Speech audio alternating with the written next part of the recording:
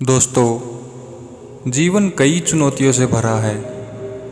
इसके दबाव से कई मौक़ों पर लोग टूट जाते हैं।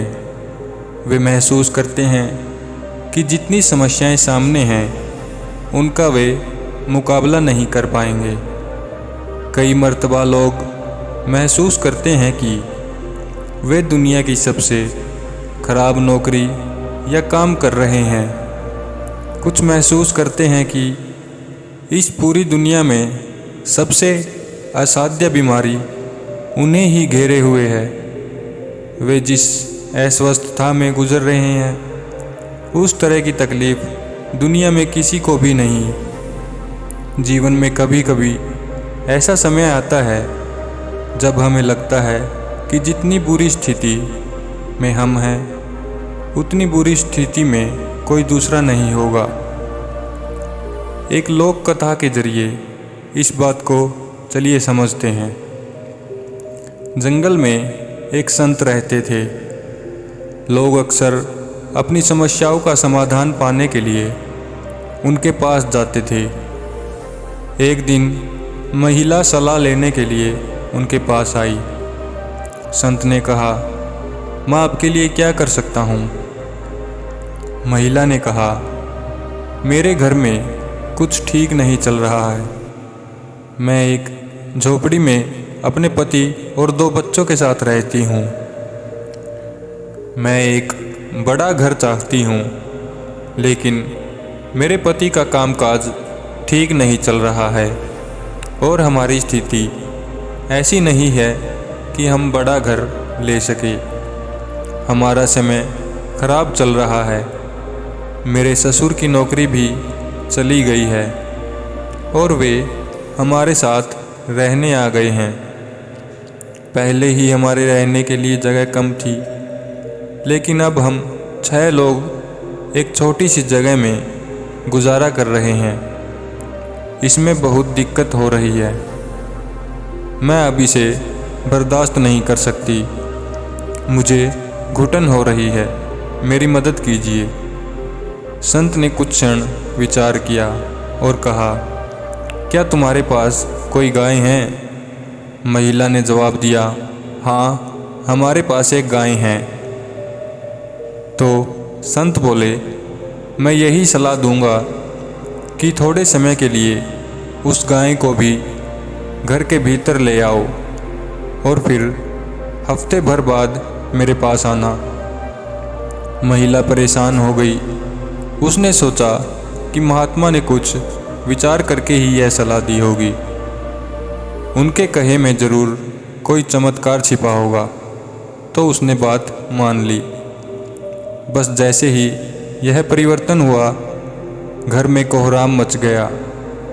घर में भीड़ भड़क्का हो गया। जैसे ही गाय अपना सिर दूसरी दिशा में करती, तो घर के सारे सदस्यों को अपने रहने का तौर तरीका बदलना पड़ता। घर में बदबू के कारण रहना दूभर हो गया। रात को समय असमय गाय रंभाने लगती और सभी की नींद खुल जाती। जब 1 सप्ताह गुजर गया तो वह महिला संत के पास वापस आई और गुस्सा होकर बोली, आपने ये कैसे सलाह दी है? मैं आपके पास इसलिए आई थी कि चीज़ें ठीक हो जाएं, लेकिन वे तो और भी खराब हो गई। आपकी सलाह मेरे किसी काम न आई। संत ने शांति से कुछ सोचा और फिर बोले, क्या तुम्हारे घर में कोई मुर्गी है? महिला ने कहा, हाँ है। संत बोले, उसे भी 1 हफ्ते के लिए अपनी झोपड़ी में ले आओ। महिला की समझ में नहीं आया कि इससे क्या फ़र्क पड़ेगा, लेकिन जब स्थिति पहले से ही खराब थी तो कुछ तो करना ही था। उसने सोचा कि जब पूरे गांव को संत की सलाह से फ़ायदा पहुंचता है तो मुझे भी उनकी बात माननी चाहिए। घर आकर उस महिला ने संत के कहे अनुसार ही किया। उसने घर में एक मुर्गी भी रख ली। अगले कुछ दिनों में मुर्गी ने बच्चे दे दिए और पूरे घर में मुर्गियां ही मुर्गियां हो गई। अब तो यह जगह बिल्कुल नर्क हो गई। अगले हफ्ते वह महिला फिर संत के पास पहुंची और रोते हुए बोली, लगता है आपका सिर फिर गया है। आपकी सलाह ने मेरा जीवन नरक बना दिया है। अब तो उस झोपड़ी में रहना संभव ही नहीं है। गाय के कारण पूरे घर में बदबू आती है। मुर्गियों ने जीना मुहाल कर दिया है। घर के सभी लोग शिकायत करते हैं कि यहाँ रहना कितना कठिन है। खाना पीना सब कुछ दुश्वार हो गया है। मेरे पति अब रोज़ मुझसे झिक-झिक करते हैं कि घर की क्या हालत हो गई है और कहते हैं कि यह मेरा किया धरा है। संत ने कहा, पुत्री घर जाओ और आखिरी सलाह मानो। गाय और मुर्गी को घर से बाहर कर दो। इस बार महिला ने सलाह इसलिए मान ली क्योंकि उससे कुछ तो बदलाव रहा था। वह घर आई और उसने गाय और मुर्गी को बाहर कर दिया। 1 सप्ताह बाद वह महिला फिर से संत के पास आई। संत ने पूछा, अब जीवन कैसा है?